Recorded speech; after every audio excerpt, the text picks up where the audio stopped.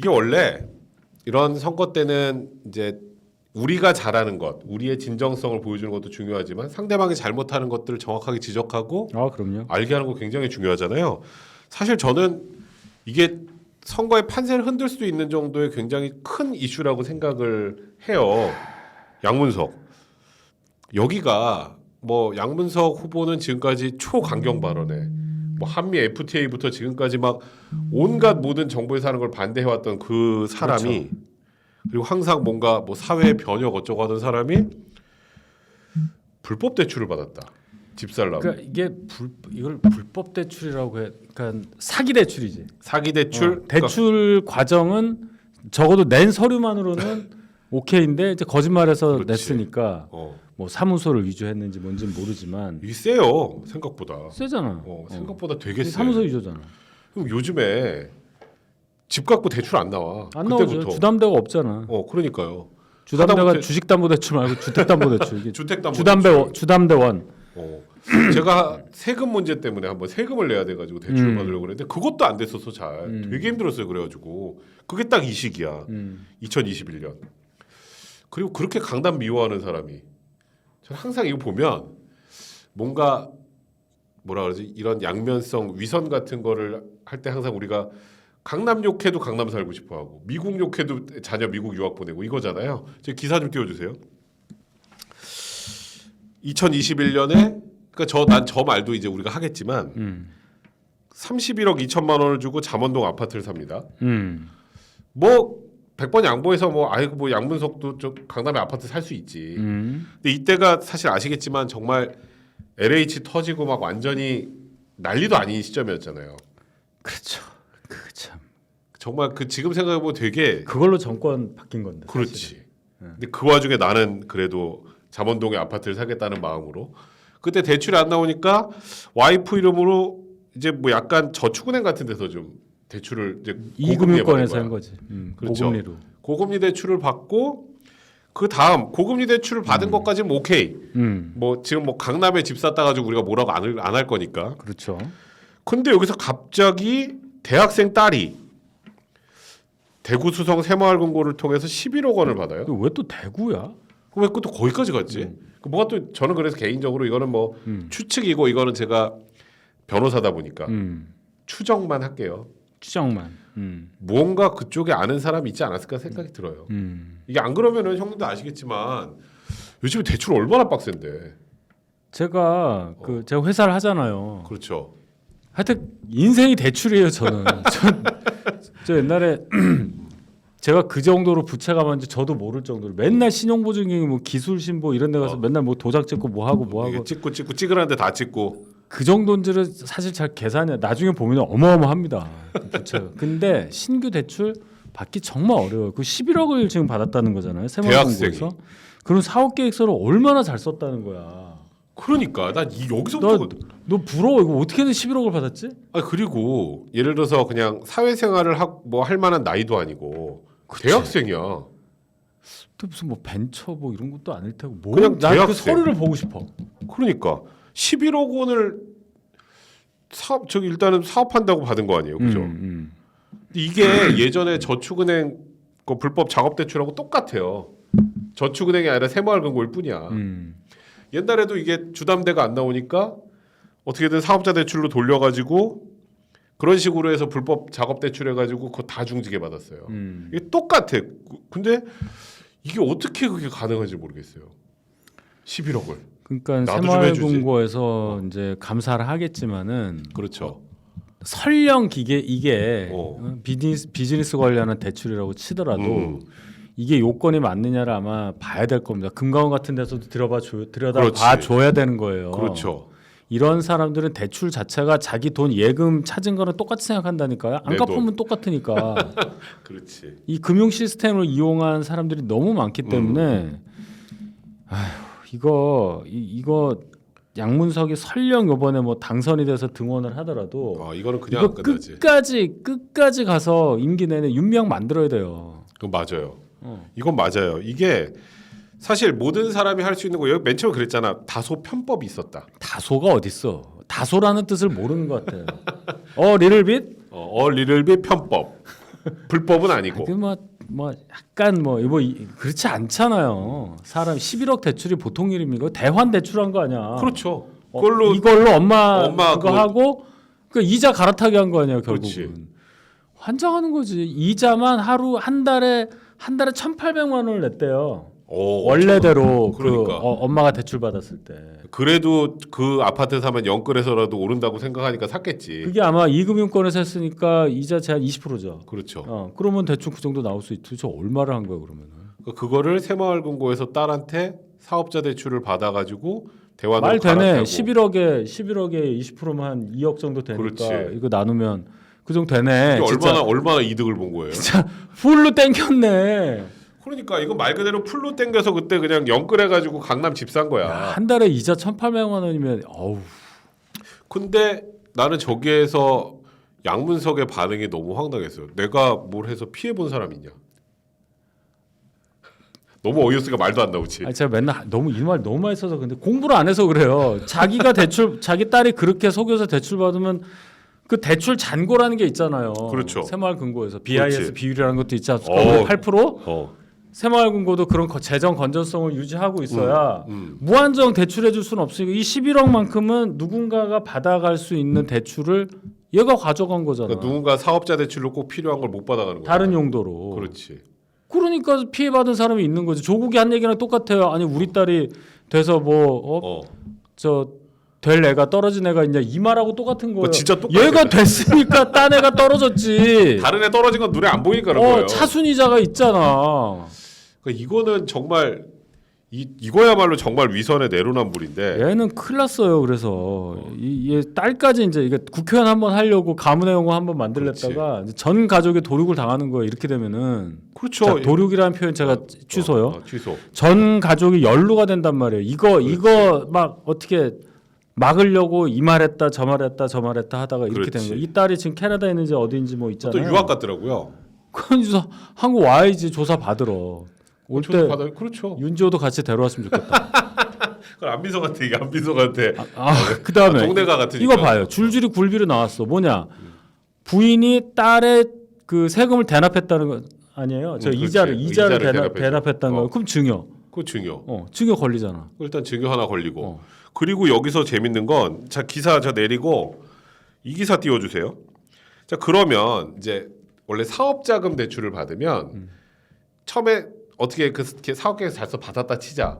그때는 워낙 이걸 가지고 부동산 사는데 자꾸 돈을 쓰고 하니까 그 이후에 실제로 어떻게 사용했는지를 확인해요. 근데 여기서 이제 사문서 위조나 이런 것들이 나오는 거야.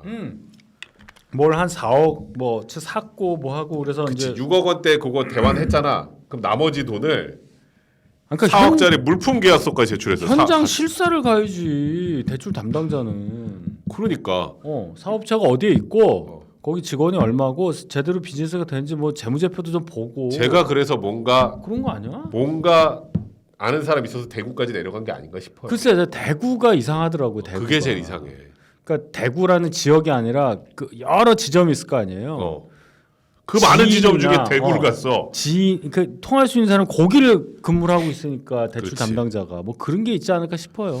그러니까 그게 아니면 근데 이거는 사실상 사문서 위조나 뭐 여러 가지 죄가 성립할 수 있거든요. 그리고 만약에 이걸 누군가와 공모해서 만약에 새마을금고에 누군가가 공모했다면 배임이에요. 배임이지, 완전 배임이지. 배임 공범이에요. 그래서 이게 그냥 그 뭐 저 집 사는데 대출 좀 받았나 보네 하고 절대 넘어갈 아니에요. 문제가 아니야. 그러니까 조국 대표 가족들 연루되는 거랑 똑같은 상황인 거예요 지금. 그렇죠. 따지고 보면. 똑같아요. 규모만 작을 뿐이야.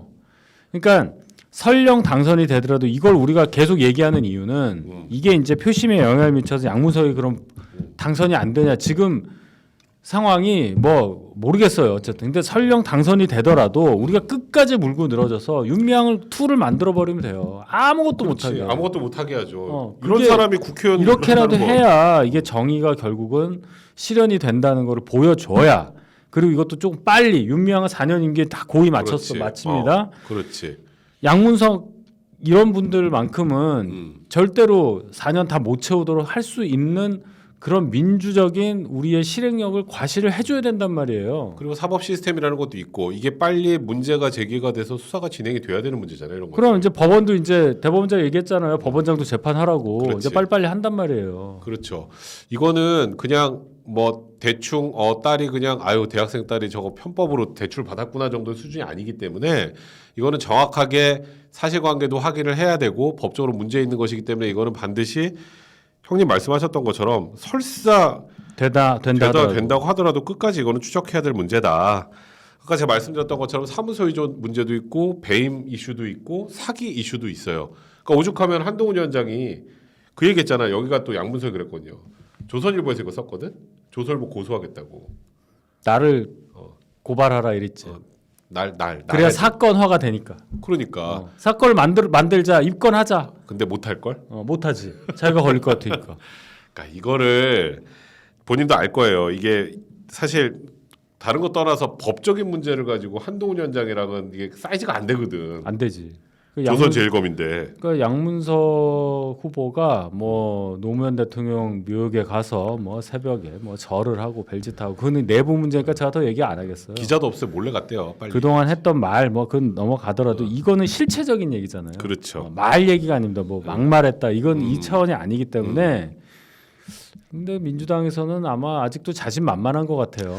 그러니까 이게 사실 부동산 이슈고 사실 젊은 층들한테 굉장히 상대적 박탈감을 줄 만한 이슈잖아요. 그래서 민주당 내부에서는 지금 양문석 문제가 여기서 너무 또 당당하게 나오잖아요. 양문석이. 그 사람은 원래 좀 그래요. 그래서 마이크 집어던지고 방송에서 나갈 정도니까. 그때 전 나가는 건 봤지. 나랑 할 때 나가진 않았는데. 근데 어쨌건 지금 이거 민주당 내부에서도 약간 웅성거림이 있더라고요. 있겠죠. 진짜 민주당을 생각하는 민주당 지지자나 내부자라면 당연히 이게 말이 되나 하죠. 이게 만약에 김대중, 노무현 두 분이 당에 있는 시절이었다고 생각을 해보세요. 당연히 공천 취소지. 그렇죠. 공천 될 수가 없어요. 그리고 사실 이 사람은 처음에 공천이 될 수가 없었던 될 사람이에요. 수가 없는 건데 아니 자기 당에 장관까지 있는 삼선 의원 보고 수박이라고 뭐 뭘 깨러 간다고 하면서 징계까지 받은 사람을 어떻게 경선에서 이기게 만들어줘요. 이 그러니까. 당이 이상한 거지. 징계까지 받았던 사람이 결국 수박은 물러나야 되니까 전해철 그러니까 의원을 이게 어떻게든 날려야 되니까. 심한 표현일 수는 있겠지만 민주당 내부의 지금 정신적인 상태가 인민재판 하던 시절 그 시절과 비슷하게 이렇게 막 흘러가는 거잖아요. 요즘 많이 그래요 분위기가. 중국 문화혁명 시절 뭐 똑같은 거 아니에요 지금. 요즘 분위기 보면은 어쨌건 이재명이나 조국은 뭐 어떻게 총선 끝나면 무조건 대통령 끌어내리는 거 말고는 뭐 주장하는 게 없더라고요. 예, 그러니까 제가 그랬죠. 제가 사적 복수라고 했더니 요새 이제 신문 사설에서 사적 복수라는 말 쓰더라고요. 지금은 이제 눈이 막 핏발 서면서 그것만을 위해 가겠죠. 그렇지. 이재명 대표 이제 신났어. 2년 전에 자기 징계 이제 사해지는 느낌, 없어지는 느낌. 그렇지. 갖고 지금 좋은데 설령 뭐 의석수가 많고 그 두 사람이 당선이 돼서 국회 22대 국회에 선서하고 들어와서 한다고 해도 별로 할 수 있는 게 없습니다. 난 그들이 선서하고 들어오는 것 자체가 너무 싫죠. 저도 너무 참 깝깝한데. 저도 참 그런데 탄핵이라는 거 말이죠. 헌정사의 엄청난 사고인데 그렇지. 우리가 불과 7년 전에 그걸 겪었는데 지금 윤석열 대통령이 예를 들어서 지지율이 낮다고 해서 그게 탄핵의 사유는 아닌 거잖아요. 그렇죠. 이 사람들은 자기 복수를 위해서 탄핵이라는 단어를 막 쓰는 거예요. 조국은 그걸 조금 더 고급화 시켜가지고 조기 종식이라는 말까지 조기 개헌하자는 얘기거든요. 그렇지. 과연 국민들이 국민투표 해야 됩니다. 개헌은. 그렇죠. 그 다음에 탄핵은 헌재에서 또 결정을 해줘야 되는 거잖아요. 그렇지. 그게 안 되는 경우까지 생각을 한다면 이 사람도 그렇게 할 수가 없어요. 그 다음에 자, 그 얘기는 뭐예요? 대선을 빨리 하자는 얘기 아니야. 그렇죠. 그래서 둘 중에 하나가 대선 나가서 되겠다는 거 아니에요? 그렇지. 이 사람도 시간이 필요해요. 바로 못합니다. 그렇죠. 사법 리스크가 있잖아요. 한 사람은 죄값을 이제 치러야 되는 입장이고. 곧 제가 보기에 선서하기 전에 갈 수 있어. 그렇지. 선서하기 전에 갈 수 있어요. 대법원 확정 판결이. 그러면 뭐 나오면. 당선 취소야 그냥 끝이에요. 그렇지. 임기 시작을 안 했으니까. 그다음에 한 사람은 이제 얼마를 맞을지가 결정이 돼야 되는 상황이 있는 거예요. 그리고 그게 여러 개야. 일단은 위증교사랑 공선법 위반은 그건 올해 최소한 1심은 다 나오니까. 이거를 어떻게 해서 대선을 준비하는 어떻게 보면은 거기 후보가 없어요. 없지. 이 상황 한번 잘 보세요. 저는 이게 그래서 되게 재밌는 상황이에요. 잘못 계산하고 있다는 거예요. 저희는 대선 후보감 많아요. 아 그건 확실히 많아. 사법 리스크 하나도 없어. 그죠. 헌정은 시간 타임 스케줄대로 갑니다. 어쩔 건데. 그러니까 지금 뭐 저기에서 뭐 이재명이나 조국이 뭐 복수를 원하네 어쩌네 해도 한 명은 예약이고 또 한 명도 좀 길게 예약, 길게 예약이고 그렇기 때문에 그 이후에 나머지 사람들은 이재명 다 잘라놨잖아. 그러니까 저 사람들이 뭐 이해찬도 그렇고 뭐 200석, 뭐 박지원도 그렇고 200석 돼서 뭐 나라를 어떻게 한다? 그럴 리도 없겠지만 200석이 넘는다고 치자고 뭘 어떻게 할 수 있는가를 제가 지금 말씀드린 그 조건들에 다 걸려요. 일단은 탄핵이라는 게 기분이 나쁘다고 아니죠. 저 무능하다고 혹은 인기가 없다고 내려올 수 있는 게 아니잖아요. 그건 아니잖아요. 중대한 불법 헌법적인 아니잖아요. 위반이 있어야 되는 건데 그것도 아니고. 그러니까 그게 아니면 자기들이 방법이 없거든.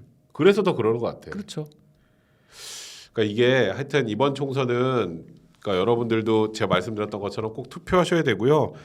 이런 사람들이 국민의 대표로 여러분들 앞에 서는 게 저는 진짜 이거는 너무 받아들이기 힘든 것 같아요. 특히 우리가 지금 얘기한 이 양문석이라는 사람 같은 경우도 그렇고 그 위에 대장인 이재명 대표도 마찬가지고. 그러니까 우리가 이거를 판단하면서 결국 이제 국민들의 집약된 의사 표시가 그런 결과로 나오는 거니까 뭐 국민의 결정에 대해서 받아들여야지 어떻게 하겠어요. 만약 그렇죠. 그런 상황이 오더라도 맞아요.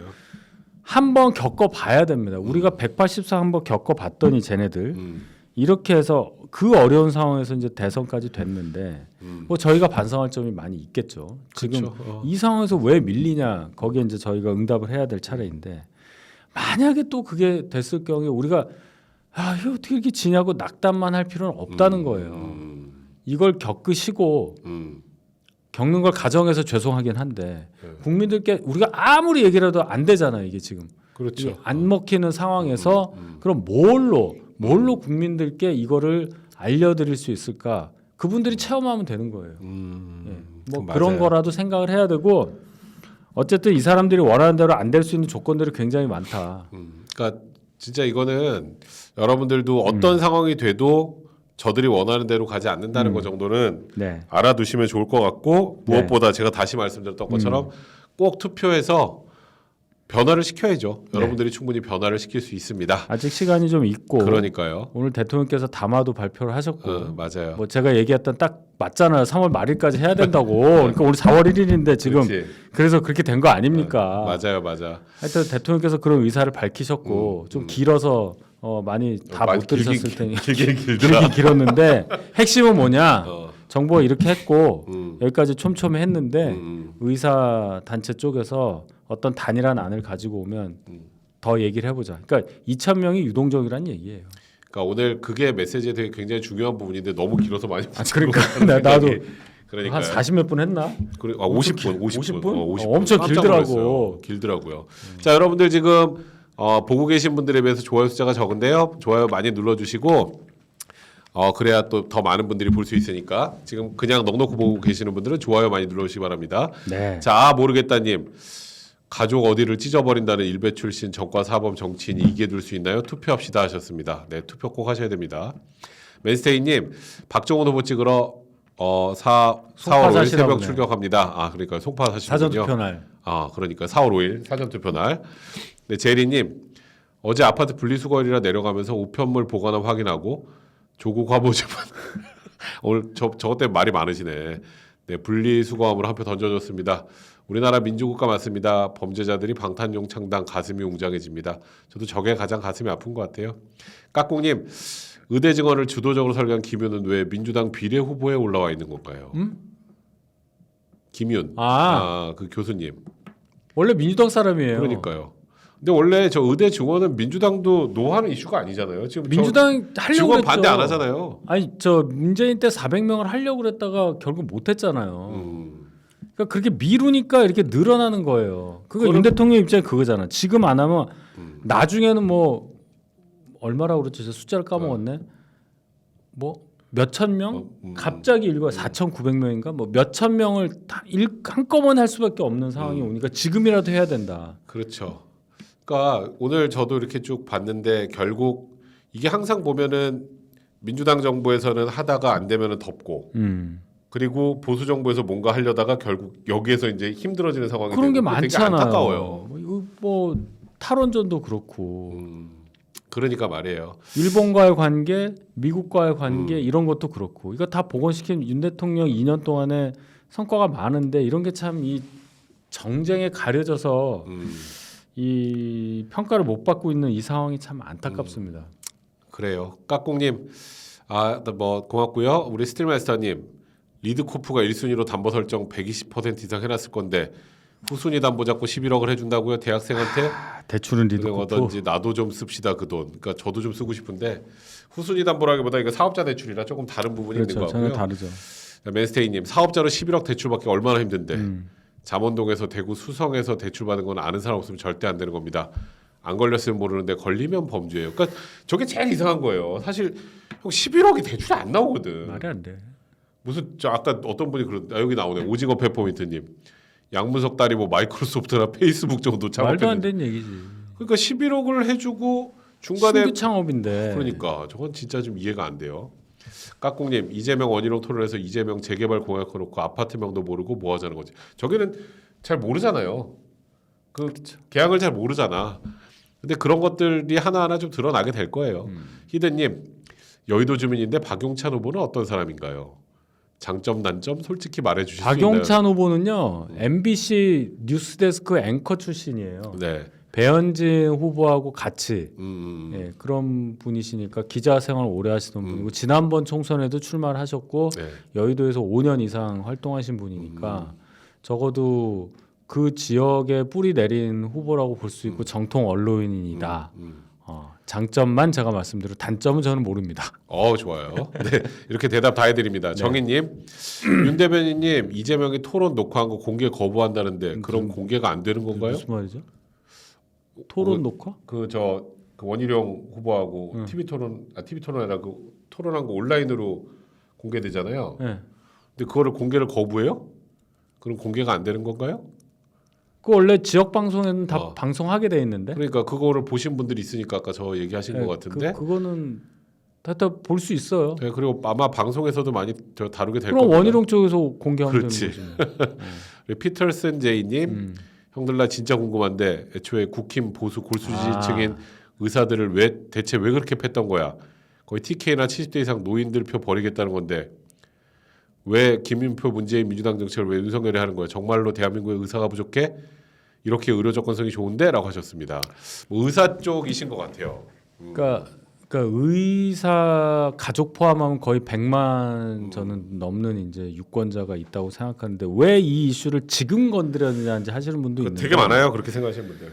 대통령 5년 임기 대통령 입장에서는 어떤 개혁 어젠다를 딱 가지고 있는 상황에서는 갈 수밖에 없는 거예요. 아까 대통령도 그러셨잖아요. 이런 거 생각하면 후퇴할 수밖에 없는 건데 그렇게 하면 안 되니까 계속 미루는 게 그럼 다음 정권에 미루고 또 다음 정권에 미루고 적어도 정부의 판단은 의사가 부족하다고 판단을 내렸다는 거 아니에요. 그렇죠. 예, 그런 얘기입니다. 그러니까 저는 이제 개인적으로 그 얘기 나와서 잠깐 말씀드리면 시기에 대해서는 당연히 이제 이 선거 전략적으로 생각하면 좀 아쉬운 면이 있어요. 총선 전에 꼭 해야 할 이슈인가에 대한 아쉬움은 있지만 말씀하셨던 것처럼 뭐 어쨌건 의대 증원이 필요한 이유들에 대해서는 그러니까 의대 증원이 필요 없다고 생각하는 국민은 없는 것 같아. 증원은 필요한데 이제 어느 정도냐. 그렇죠. 그리고 어떻게 뭐 증원하면 어떻게 교육할 것이냐 뭐 이런 네. 부분들에 대한 이슈인데 근데 그게 이제 요즘에 의대 교수님들까지 전부 다 이제 뭐 어쨌건 뭐 거의 파업에 동참하는 수준으로 가게 되면 국민들 걱정이 많아지니까 그렇죠. 이게 이제 선거 전에 굉장히 부담으로 둘 수밖에 없다는 거 그게 참 아쉽긴 하지만 저도 참 이 문제는 어렵습니다. 개인적으로 생각할 때. 개혁이니까요. 개혁이 제일 어렵잖아요. 차라리 혁명이 쉽다는 말이 있잖아요. 개혁은 어렵고 혁명이 더 쉽다. 개혁은 어렵고 혁명은 쉽다. 되게 씁쓸한 말이네요. 네. 자, 우리 신정희님 계좌 후원 동참합니다. 아, 또 너무 늘 감사드립니다. 감사합니다. 우리 한동훈 비대위원장님 화이팅. 국민들이 응원하고 있습니다. 이번에는 2번이 이깁니다. 저 되게 재밌는 말 써주셨습니다. 자, 오늘 그 다음에 이제 저 다음 댓글부터는 좀 이따 읽을게요. 그리고 제가 이제 오늘 양문석 얘기를 했는데 이분 얘기를 안 할 수가 없을 것 같아. 여기도 수박을 이기고 올라오신 분이네. 그렇죠. 기사 좀 올려주세요. 김준혁 후보. 사람이 뭐 나름 한국사를 전공한 분이라고 하는데. 그래서 여기 지금 여기는 이거는 너무 심해. 그러니까 이게 얼마 전에 뭐 이재명 대표를 정조에 비유했다 뭐 이런 얘기까지 해드렸는데, 이거는 제가 입으로 말하기도 좀 그러네요. 박정희 대통령 과거 위안부와 성관계했을 가능성이 있다. 얘기하지 마요. 이거는 너무한 거 아닌가? 그러니까 이거는 이런 식으로 이제 보수 뭐 이승만 대통령도 마찬가지고 이런 식으로 해서 뭐 100년 전쟁이라는 무슨 다큐멘터리 만들어서 10년 전에 또 한번 쫙 깔았던 게 저쪽 세력이고 역사를 완전히 왜곡해가지고 그렇죠. 사진도 막 합성해가지고 그게 다 아니라는 게 10년 지나서 건국 전쟁으로 드러났잖아요. 그렇죠. 이렇게 쭉 가고 박정희 대통령도 마찬가지로 무슨 교사 문경 초등학교 교사를 했잖아요. 이분이 네. 대구 사범을 나와서 네.